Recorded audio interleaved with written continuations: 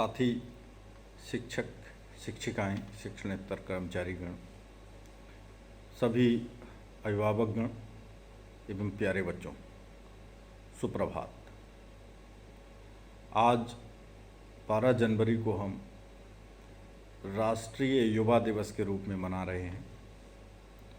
आज का दिन भारत के युवाओं के लिए एक बहुत ही प्रेरणा स्रोत के जन्मदिन के रूप में हम मना रहे हैं। स्वामी विवेकानंद, जिनका जन्म 12 जनवरी 1863 को कोलकाता में हुआ था, उन्होंने भारत के युवाओं को इस प्रकार की प्रेरणा दी कि वो हमारे देश के गौरव को पूरे विश्व में फैला सकते हैं। स्वामी विवेकानंद जी एक ऐसी शख्सियत हैं जिन्होंने भारत के वेदांत और योग दर्शन को पश्चिमी देशों में फैलाया था और शिकागो में उस धर्म संसद में वो संदेश दिया था जिसकी ज़रूरत आज महसूस की जा रही है।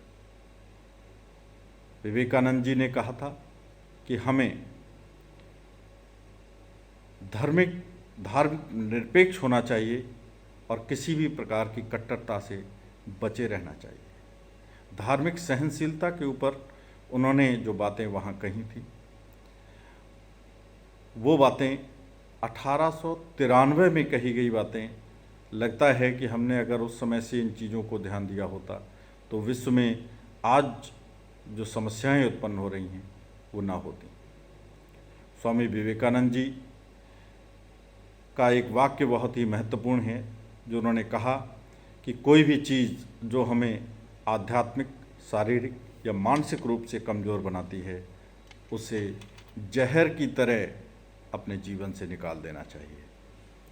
उनका कहना था कि यदि आपके अंदर दृढ़ विश्वास है और आप बिना डरे हुए आगे बढ़ने की इच्छा शक्ति के साथ आगे बढ़ते हैं तो केवल दो ही बातें होंगी, या तो आपकी जीत होगी, जीत हुई तो आपकी सफलता है, और यदि आपकी हार हुई तो आपको सीख मिलेगी और आप सीख दे भी पाएंगे। केवल इस बात से डर करके अपने लक्ष्य की ओर आगे ना बढ़ना कि कुछ गलत हो सकता है,